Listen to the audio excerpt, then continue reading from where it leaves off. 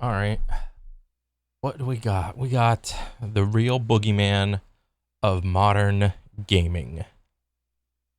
The Boogeyman of gaming has finally been exposed, and unlike the fictional mythical creature adults use to scare kids, Sweet Baby Inc. is real and is actively contributing to the downfall of modern gaming. Several claims have Oh been yeah. made over the last few months regarding the consulting firm, Sweet Baby Inc., and how they've been affecting the gaming industry through its heavy involvement. Let me see. Okay. Okay. Writing. From cinematics to barks and everything in between, we tackle every type of writing or any type of game. We bring excitement, emotion, and character to the forefront and aren't afraid of breaking something down to build it back up. We do cinematics, dialogue, UIX, writing, barks. I don't know what a bark is. Copywriting, etc. Okay? Industry through There's its nothing heavy wrong with that. involvement in West. Narrative. Whatever your story needs, we're here to help. We tackle narrative and character in any form, keeping emotional resonance and authenticity at heart of our work. Okay?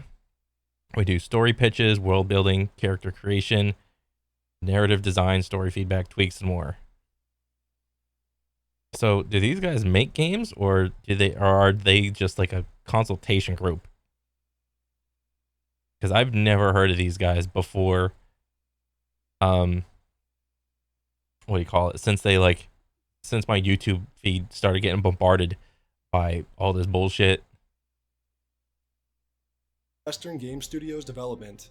On paper, Sweet Baby Inc.'s mission is to Oh, what? Whoa, we believe that representation is key to connecting players and audiences, and we offer a few ways to help your team and project gain the perspective needed to make it happen. We're part of an inclusive and knowledgeable community of diverse consultants. So you just do consult work, okay? Able to cover a wide range of cultural and sensitivity topics. Our approach leads with the creation of joy in marginalized players and seeks to be additive rather than strictly corrective. Okay.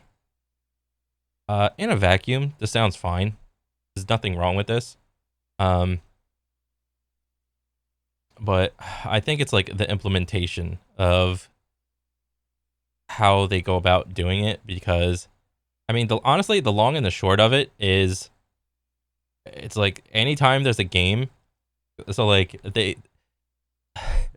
there was this Steam group on Steam and it's I think it's simply called Sweet Baby Inc. And all it is just a list of games that Sweet Baby Inc. has had a hand in consulting. And all of those games on the Steam group, it's literally just a list. That's all it is. All the games on there are just bad. They're just bad games. So all of this, what they say they do is fine, like in a vacuum.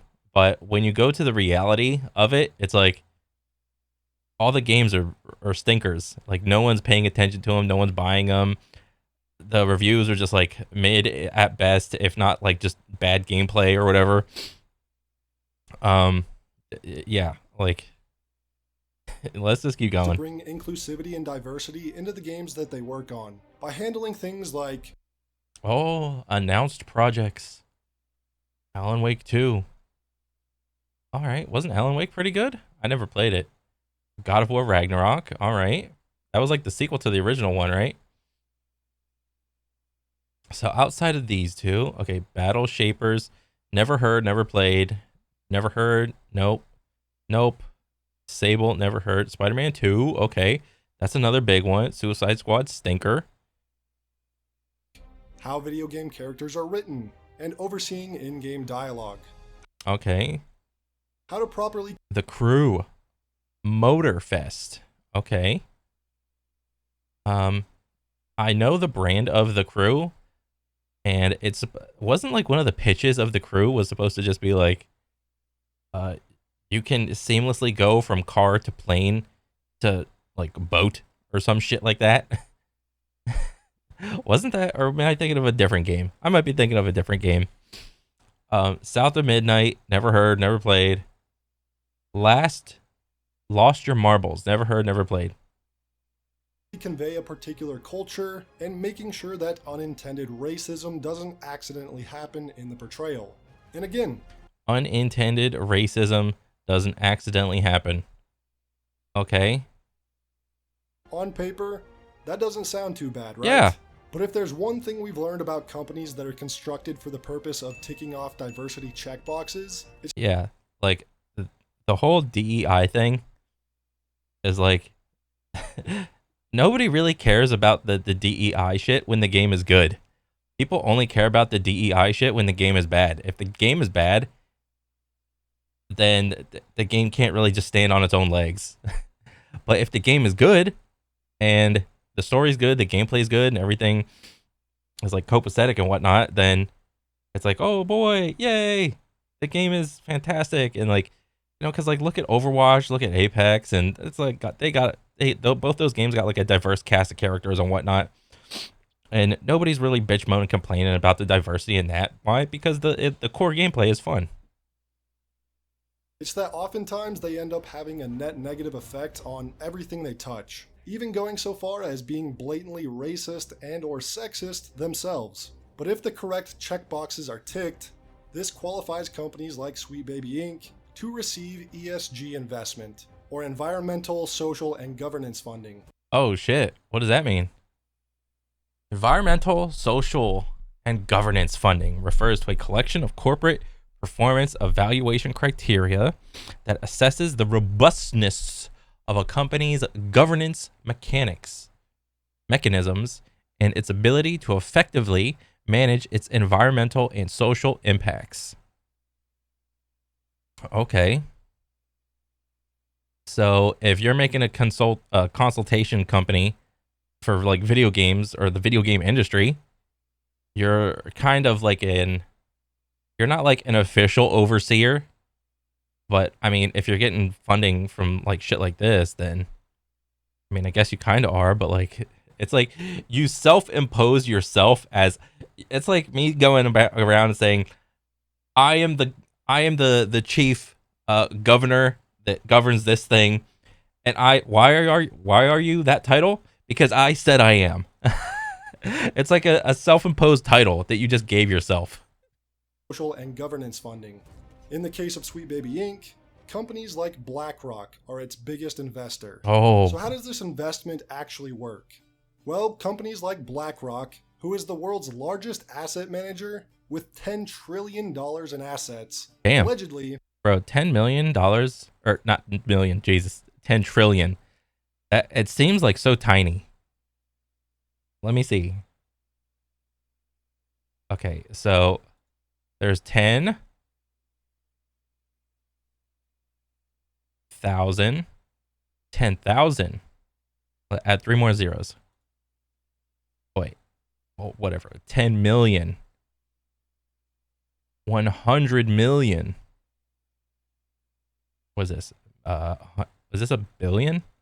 Okay, here's $1 billion. And that's a lot. $1 billion is a huge number. 10 billion. 100 billion. 1 trillion. 10 trillion. Or is this wrong? 100,000. There's million, billion, trillion. Okay, I'm right. I know math. That's a big ass number, dude. That's honestly, I think once you get into the billions, you just lose like what do you call it? Perspective on how big the number actually is. allegedly have a scorecard that factors in many different areas of diversity. LGBTQ allyship. Oh, they got a little spider chart of DEI stuff like Overwatch has to see like how diverse each character is, with how much and this is so stupid, with how much melanin they have in there. Is it melanin or melatonin? I always get those confused. No, melatonin is the sleep thing. Melanin is the stuff in your skin. Okay, so there's a thing for how much melanin is in everybody's skin, and whether or not where they fall. It seems like there's like three little sliders. The melanin slider, which is so dumb. Let me see. What is this?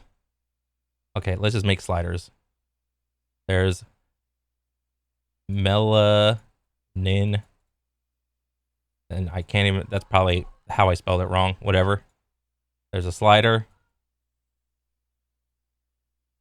You know, bop, bop, bop, slider. Your identity as a man or a woman and everything in between. So, we got this thing. And then, what's the other one? Is it this one? Or it's like that? So there's that one. There's another slider. What else? And I guess your sexuality? Sexuality. So that's, I guess, who you like. There's another slider. Let's see. What other sliders are there? I mean, I guess, what's the one where it's like who you choose to portray yourself as? Or like who you identify as? Wait, or is this one? Maybe it's this one. Identity?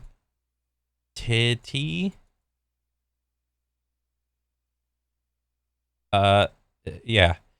So these are like nice to have like in a story, so much as like they're not the focus point of a story. Um oh yeah, that's pretty accurate.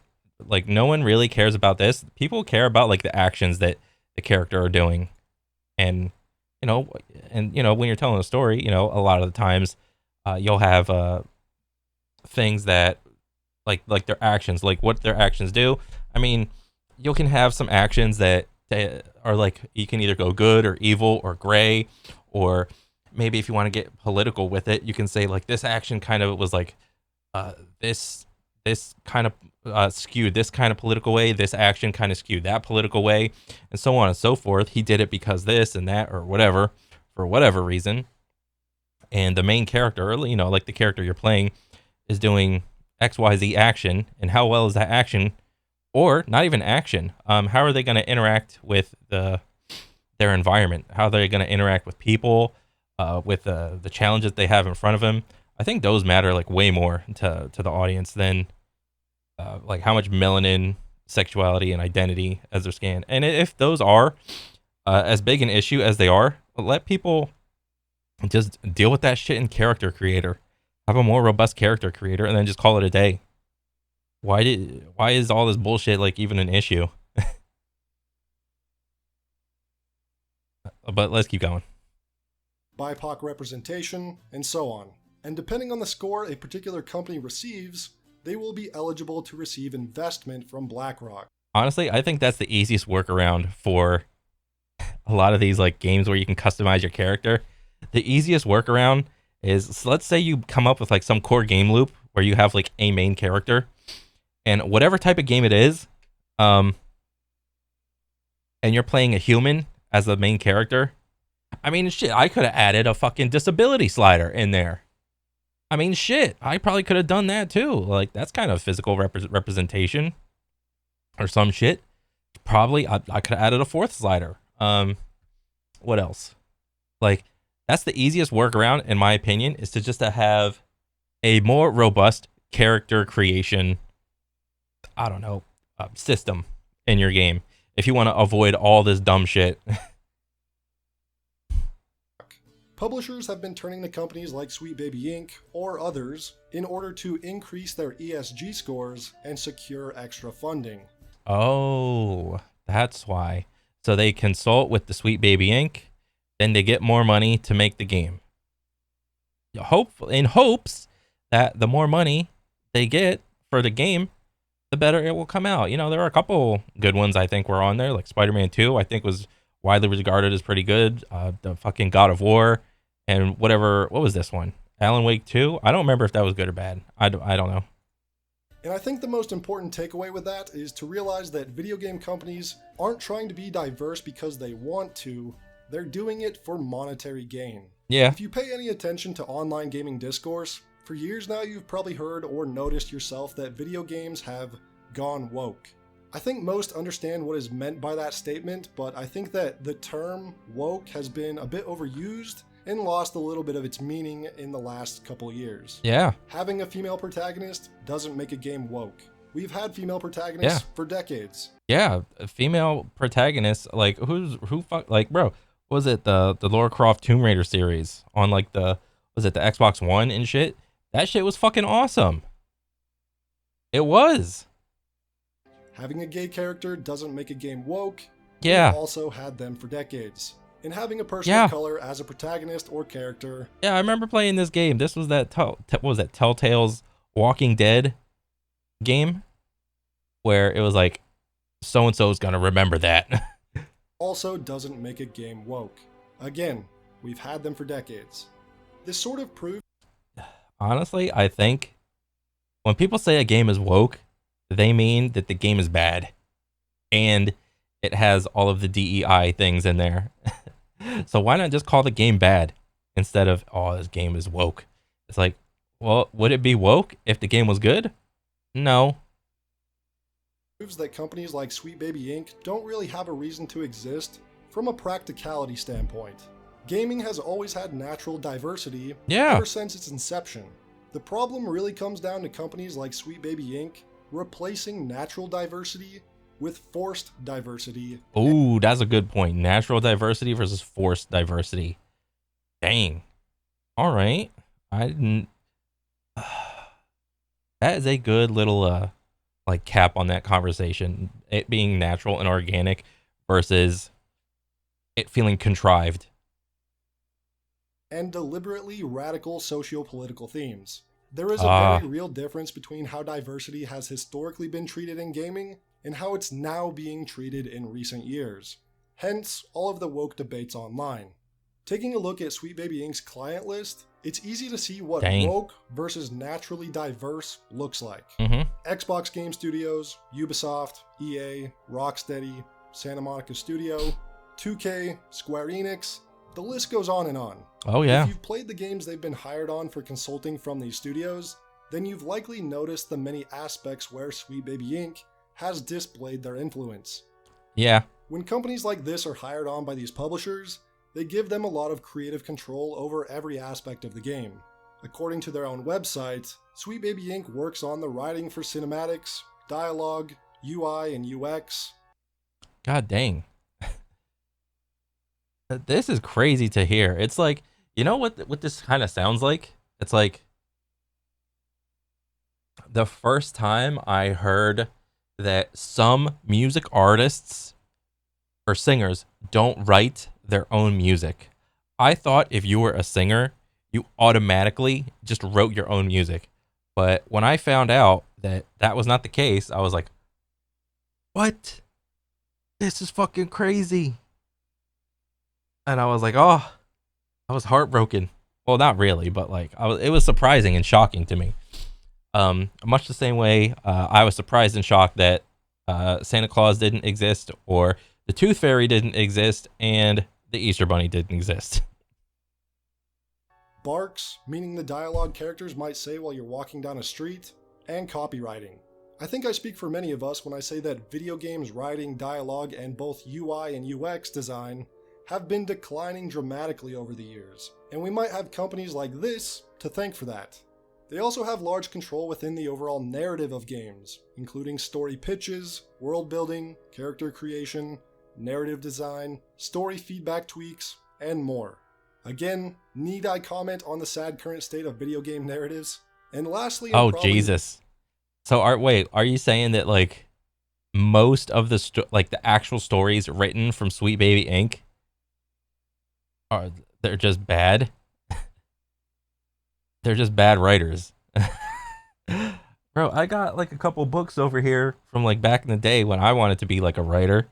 Like I could lend them to them. Shit. Most relevant is their paragraph on representation. So let's just read the whole thing. We believe that representation is key to connecting players and audiences. Oh shit, We offer okay. a few ways to help your team and project gain the perspective needed to make it happen. We're part of an inclusive and knowledgeable community of diverse consultants, able to cover... I don't know how. So like, where is it? And we offer a few ways to help your team and project gain the perspective needed to make it happen. I don't know, having like a singular point of perspective is it's kind of narrow, I think. Or maybe they like gave them like a bunch of websites to like look up shit or something. I don't know how exactly consultating people goes or whatnot, but like I do know if you're looking to like one source for all your information, that's usually not a good idea. You should probably have like multiple sources for your information. But for a wide what would I range know? of cultural and sensitivity topics. Our approach leads with the creation of joy in marginalized players and seeks to be additive rather than strictly corrective. We do cultural consultation, sensitivity, and inclusivity reading, risk and opportunity assessment, and more. In these short paragraphs describing their mission statement, they've conveyed to me personally the ways in which they will go out of their way to overcorrect and overreact to any and all things that could possibly be offensive to anyone. That's crazy. Leading to a heightened overfocus on how to solve problems that might not have even been there in the first place. They're at the point where they've been almost inventing problems to solve in order to be hired to solve them. Oh shit. Isn't that like the best business model? You as a business just invent problems and then you also have the solutions to these problems that you invented. It's a smart business move that leads to disastrous outcomes. The simple act of video game publishers and developers hiring consultation firms to force diversity is again why so many people share the sentiment that gaming has gone woke. So I want to revisit what I said a bit earlier in the video. Why are video game studios and publishers hiring companies like Sweet Baby Inc? I said they're doing it for monetary investments from companies like BlackRock. And thankfully, because so much of this is public, we can look a bit further into how that works right now. So we've already established that BlackRock is one of the largest asset managers and investment firms in the world. But there's another important... Wait, so why did they even create that little incentive program to begin with? Is what my question would be. Or maybe they don't even, well, maybe they do it for like whatever reason. Whatever the reason is, it's there. But like, honestly, none of this shit would be an issue if the games and the stories that they made were good. But since they're not good, it's a fucking issue.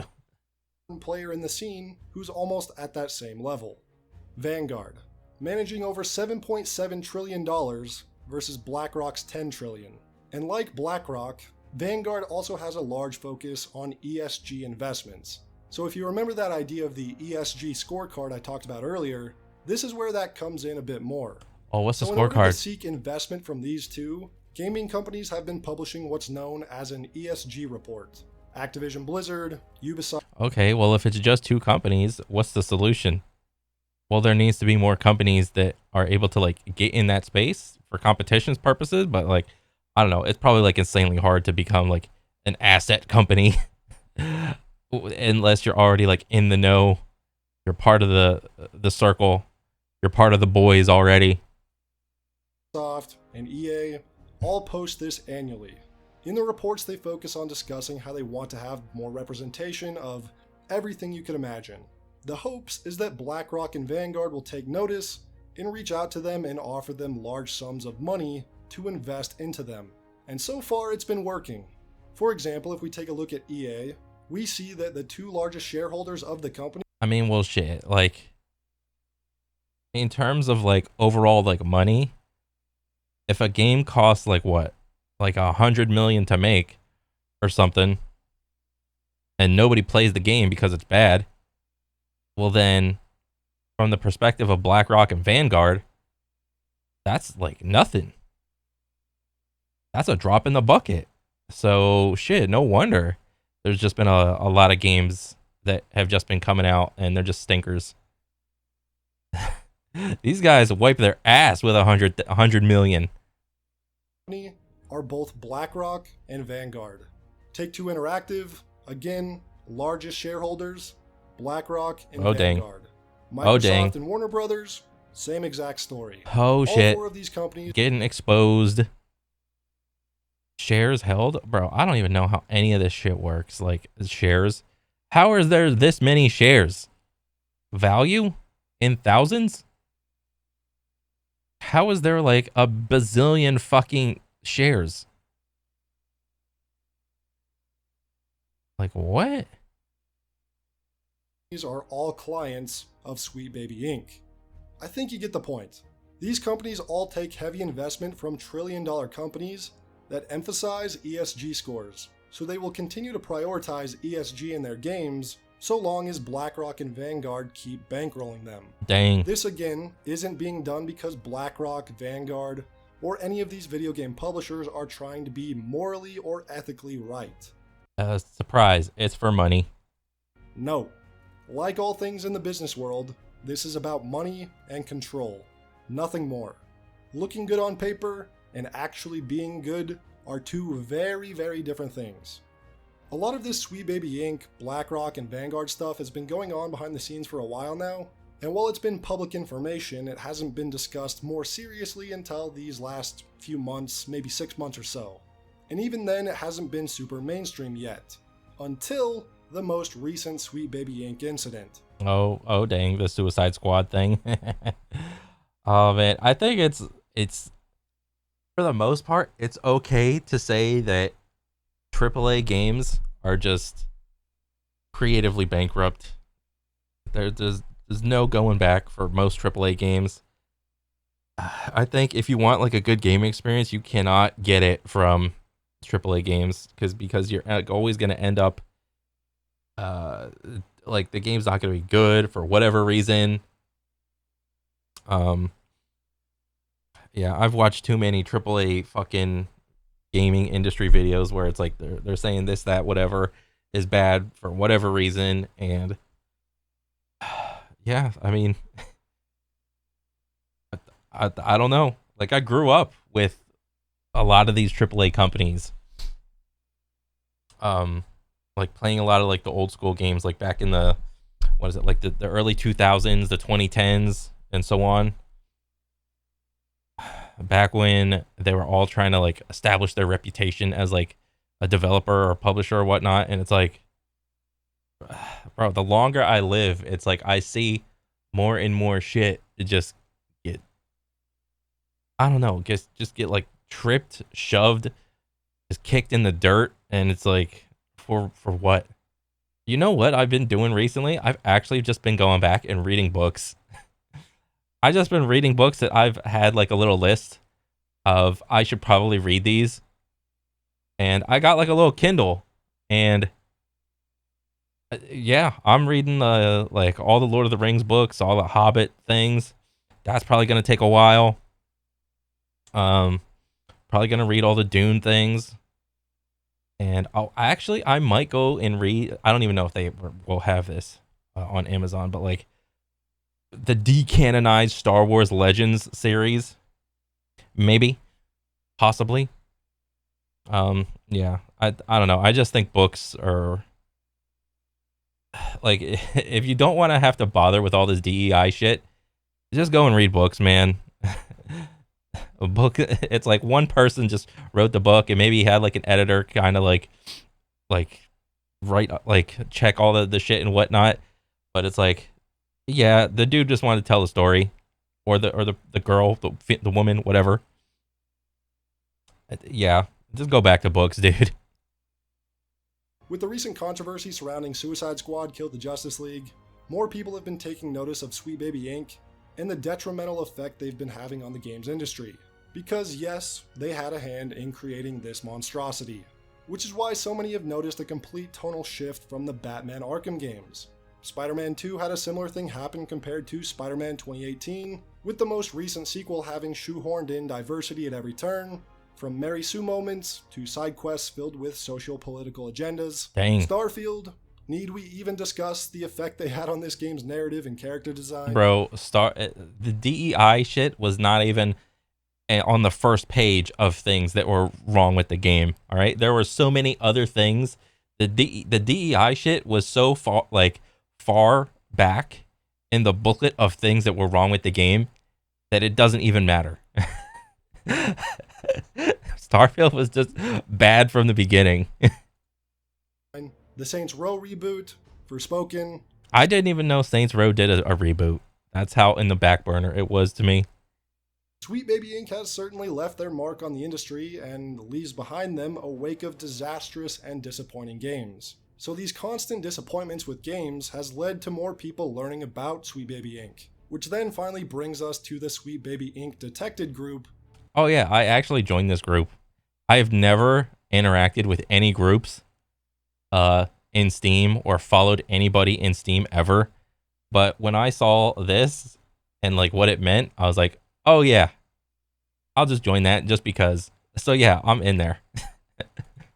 Being created on Steam, which is essentially just a group that lists any and all games that have been involved with Sweet Baby Inc. It started off as a relatively small group, but has now exploded into over 100,000 followers, all thanks to Sweet Baby Inc. themselves. Isn't it up to like 200,000 now? Oh my god! I checked yesterday, and I think it was around 200,000. I could be wrong, but it's just so funny, dude. And it's not like the group does anything. It's simply a list of games that Sweet Baby Inc. like did some assistance in, like either the story or consultation or whatever. And what's funny is that the group tried to get taken down, but it's not like it was doing anything wrong. It was simply putting the same games that the Sweet Baby Inc. Website already has on its own website. They just put it in a Steam group, and it's like Sweet Baby Inc. Detected. That's it. These are all the games. But you go on Sweet Baby Inc. website, and like there are also all the games. When people started sharing this group around online for those who might want to join, the people at Sweet Baby Inc. thought that the group's existence... Oh my gosh. And report the creator since he loves his account so much. Isn't the creator like Brazilian? The creator of the group is fucking Brazilian, dude.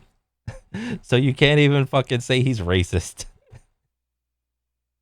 Is harmful and are actively trying to get it removed, and even trying to strong-arm Steam into banning the user that created the group. A narrative designer at Sweet Baby Inc. made a few posts on Twitter targeting the group and its creator with hopes of him losing access to his account, which would also include his game library. Trying to make your followers mass harass and report someone is against Twitter's TOS and YouTube's, which is why I'm reminding you right now, do not go and harass anyone at Sweet Baby Inc. because then you'd be stooping to their level, and you should have more self-respect than that. Yeah, you really want to hurt people? Hurt them where it matters. Their pocket. Stop buying their games. Because the bottom line for all these companies is money. Their pocket. So, if you don't like what's happening, stop buying their games. They can't do shit about that, dude. They can't force you to buy their game. So just stop buying their game. Another employee of Sweet Baby Inc., along with Zoe Quinn, have also been the topic of some more drama. Zoe Quinn, if you don't know, was a frenzied Gamergate feminist that made false accusations about a game developer that led to him ending himself over the false accusations. Dang. Meanwhile, Zoe profited off donations and pretended to be the victim. Well, in 2014, Zoe Quinn and this Sweet Baby Inc. employee Lego Butts DDoSed a website called the Fine Young Capitalists. But why? Well, the Fine Young Capitalists were running a game jam with the goals of encouraging women to join the gaming industry, Okay. producing a game, and donating it to charity. They had taken ideas from women about games they'd like to make, produced 5 pitches, and also produced concept art. The woman who had their idea selected would be given the role of producer and receive 8% of the proceeds. All Fine right. Young Capitalists' own production staff That's will not then bad. produce the game over 6 months with the female winner as the producer. And then, most of that money made on the game would go to charity. But on February 28th... Oh, wait. So what? Trying to get women into the video game creating industry? Or just trying to get women playing video games more. 2014, the fine young capitalists were then doxxed, DDoSed, and banned on Twitter after Zoe Quinn and Lego Butts, in their own words, DDoSed and accidentally killed an exploitative startup website. The charity ended up losing $10,000 in sponsors because of the doxing, and Lego Butts went on to dox more people who worked for the charity. The reason they did this? They took issue with some of the charity's policies. What? The point of sharing these examples is to point out some of the prominent people Sweet Baby Inc. employs and the things they've done and said online. Jesus. A lot of which is pretty disturbing. I think the sweetest irony in all of this is that while people like this try to come off as morally superior, they continue to work with the most morally bankrupt companies on the planet and work tirelessly to suppress free speech online. The thing about this Steam group is that it's perfectly within... And you know what's so weird, and it's like kind of unnerving, is like when you hear, it's like there's two polar opposite groups. It's like free speech is usually associated with like the right, and completely regulated speech is associated with the left. And it's like, it's fucking crazy, dude. Like, I try to avoid these like crazy polar opposites, but I don't know, man. It's crazy. I mean, that's all I can say. I wish I could say more, but it's like, I tried not to pay like too much mind to like the extremes on like either side. It's like, it's absolutely ridiculous. In someone's rights to not want to buy games that involve Sweet Baby Inc. There's no legitimate reason Steam could ban this, despite Sweet Baby Inc. employees trying their best to get Steam to do so. In theory, someone who wants to play all of Sweet Baby Inc. games could even use this group to find a list of those games. It's nothing other than a tracker to show which games they've worked on. Again, this group might have stayed pretty small, but the Streisand effect was in full effect in this case, because the comments from these employees only brought more attention to the group and made more people want to join it. Companies like Sweet Baby Inc. and by extension BlackRock and Vanguard have done nothing positive for the gaming industry. It's led to closures of studios like Luminous Productions, the creators of Forspoken, and Volition Games, which created Saints Row. And now, Rocksteady might be on the... Yeah, I mean, I never played any of those games, but like, imagine what would have happened if those games were to be made without the assistance of, I don't know, BlackRock or Vanguard or Sweet Baby Inc. and whatnot. Like, the games I would imagine like they would have to have been like way better than what they were when they came out. The chopping block after the failure of Suicide Squad. If there's one thing we keep being reminded of... Oh yeah, what did it cost to make Suicide Squad? Wasn't it like 200 million? And then if we look at the Steam chart for Suicide Squad, was it Steam chart?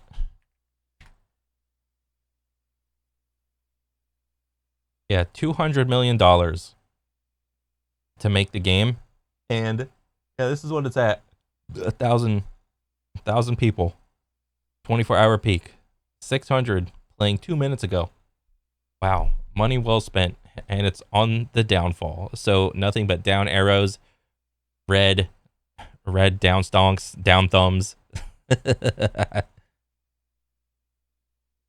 In the entertainment industry, it's to not attack the fans or blame a game's failure on the fans, because good games made by studios without these outside influences are still the ones being the most successful. Yeah. And diversity is fine when it's done naturally, and I encourage it, but not when it's being forced and funded by trillion-dollar companies. True. But let me know your thoughts in the comment section, like this video if you agreed with it, and I'll see you all in the next one.